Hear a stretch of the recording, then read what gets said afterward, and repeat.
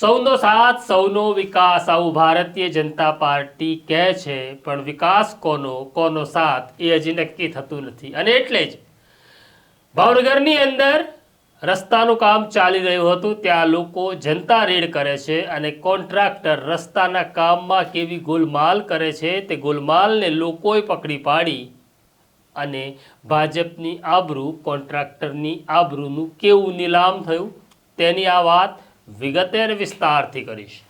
વૈષ્ણવજન તો તેને કહીએ જે પીડ પરાઈ જાનાને રે. નમસ્કાર, નવજીવન ન્યૂઝમાં તમારું સ્વાગત છે અને હું છું તમારો પ્રશાંત દયાળ. વાત કરવી છે ભાવનગરની. એ ભાવનગર જે દરિયા કિનારે વસેલું છે. ક્યારેક દરિયાનો ઠંડો પવન, ક્યારેક દરિયાનો ગરમ પવન વાતાવરણને બદલી નાખતો હોય છે. આવું જ વાતાવરણ અત્યારે બદલાયું છે. છેલ્લા 3 દશકથી ભારતીય જનતા પાર્ટીનું શાસન છે, એટલે બધી જ જગ્યાએ ભાજપના નેતાઓ છે.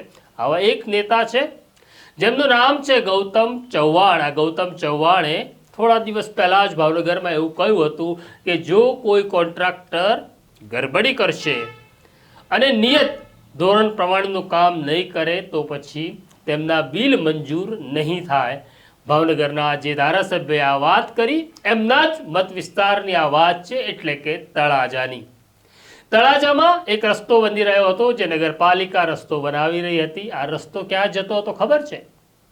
આ રસ્તો જ્યાં જતો હતો એ રસ્તા ઉપર તમારે મારે અને બાકી બધાએ જવાનું છે એક દિવસ. આ રસ્તો તળાજાના સ્મશાન તરફ જતો હતો.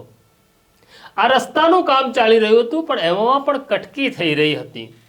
જે ધારાસભ્ય એવું કહે છે કે હું કટકી નહીં થવા દઉં, એ જ વિસ્તારમાં એ જ રસ્તા ઉપર અને એ જ કોન્ટ્રાક્ટર કટકી કરી રહ્યો હતો, કારણ કે નિયમ પ્રમાણે રસ્તો બની રહ્યો નહોતો. આપણે બધાએ જ પૈસા કમાવા છે, આપણે બધાએ જ શ્રીમંત થવું છે, પણ જે સ્મશાન તરફ આપણે જવાનું છે ત્યારે આપણી ઉપર એક કફન હશે અને કફનમાં ખિસ્સું નહીં હોય. એટલે આપણે કમાવેલું કંઈ જ સાથે લઈ જવાના નથી, છતાં કમાવવું છે. એટલું કમાવવું છે કે 7 પેઢી બેસીને ખાઈ શકે એટલું. આવું જ ત્યાંના નેતાઓએ, ત્યાંના કોન્ટ્રાક્ટરોએ વિચાર્યું હશે અને આ જે સ્મશાનનો રસ્તો બની રહ્યો હતો તેમાં ગોલમાલ થઈ રહી છે તેવી ખબર પડતા તળાજાના પૂર્વ કાઉન્સિલર ઇરશાદ દસાડિયા સ્થાનિક લોકોને લઈને ત્યાં પહોંચે છે અને કોન્ટ્રાક્ટરને કહે છે, ભાઈ આ તારા ધંધા બંધ કર, શરમ પણ નથી આવતી? આ સ્મશાન તરફ જતો રસ્તો છે, તારે પણ જવાનું છે, મારે પણ જવાનું છે, અને છતાં આમાં કટકી કરે છે. પહેલા આ વિડીયો જોઈ લો. ઈ કોઈ પબ્લિક બોલવા વાળી નથી, એટલે તમે 50% કાપ મુકાવી દીધો સીધો. પણ તમે આ ચેનલ પાથરીને આ ચેનલ ની અંદર તમારી પાસે ટેપ છે ને, આપો ને મને. બરોબર છે? આ આપણે આંગળી ક્યાં કોઈની ટૂંકી થવાની, બરોબર છે, લાંબી નથી થવાની. આ તમારી ચેનલ તમે આ પાથરી ને રોડ નું કામ કરવા માટે, તો આ કેટલા ઇંચની છે બાપુ? 2 ઇંચની છે. આ સાઈડ 2 ઇંચની છે, આ સાઈડ કેટલા ઇંચની છે? આ કેટલા સાઈડની છે? કઈ જગ્યાએ ઊભી છે? ઉભા રહ્યો બતાવીશ તમને કઈ જગ્યાએ ઊભી કરેલી છે. આ તમે મને ખાલી આંગળીના માપ પર મને બતાવી દો કે ભાઈ અમે 4 ઇંચનું કામ કરીએ છીએ. તો તમને આ કોઈ બોલવા વાળું નથી, તો યાર તમે લોકો આવું કામ કરો છો? અરે આ 200 ફૂટ સુધીનું કામ થઈ જાય ને તમે માલિક હાજર ન રહ્યો તો તમે કોન્ટ્રાક્ટ નાખ્યો, ટેન્ડર નાખ્યો તો કેમ બધા હાજર રહ્યો છો ભાઈ? અને તમારા માણસો કામ કરે તો તમારી પરમિશન વગરના કામ કરતા હોય. તમે લોકોએ કીધું હોય ને કે ભાઈ 50% કામ કરો, ક્યારે આ લોકોએ 50% કામ કર્યું ને? સરકાર તો તમને પેટ ભરીને પૈસા આપે છે. અને તમે બદનામ તો સરકારને કરો છો. સરકાર તો ફૂલ કામ પૈસા આપે છે, તો બદનામ તો સરકારને કરો છો તમે લોકો. હવે તમે ઓલું ગુજરાતી માપ કાઢી લીધું ને, ગુજરાતીમાં કરવા દીધું છે, એટલે જે સરકારે જે નિયમ પાસ કરીને જે કામ આપ્યું ને, હવે માપમાં ભૂલ પડે. આટલા 200 બધું ફરીથી તમારે કામ કરવું પડશે. એ તો ઉપર નાખી દે. હા, એ તો સારી આના ઉપર નાખી દે. તમે કાઢું છે એટલે તમે કોને કહેવાથી આ રીતનું 2 ઇંચનું કામ કર્યું હતું?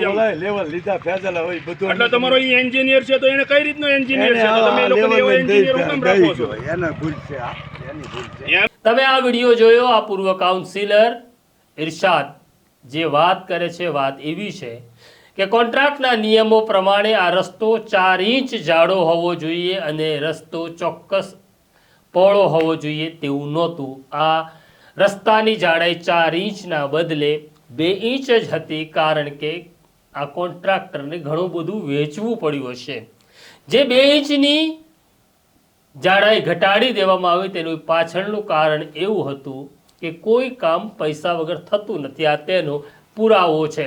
અને જો આવા જ રસ્તા, સ્મશાનના રસ્તામાં પણ આપણે કટકી કરતા રહીશું તો આપણે ક્યાં જઈશું? અમારે સવાલ પૂછવો છે ભાવનગરના ધારાસભ્ય ગૌતમ ચૌહાણને કે તમે ખોખારો કાઢીને એવું પૂછ્યું હતું, એવું કહ્યું હતું કે કોન્ટ્રાક્ટરની ખેર નથી જો કટકી કરી છે, તો હવે તમે જ જવાબ આપો. આ રસ્તાની સ્થિતિ આવી કેમ છે? કોણ કરી ગયું કટકી?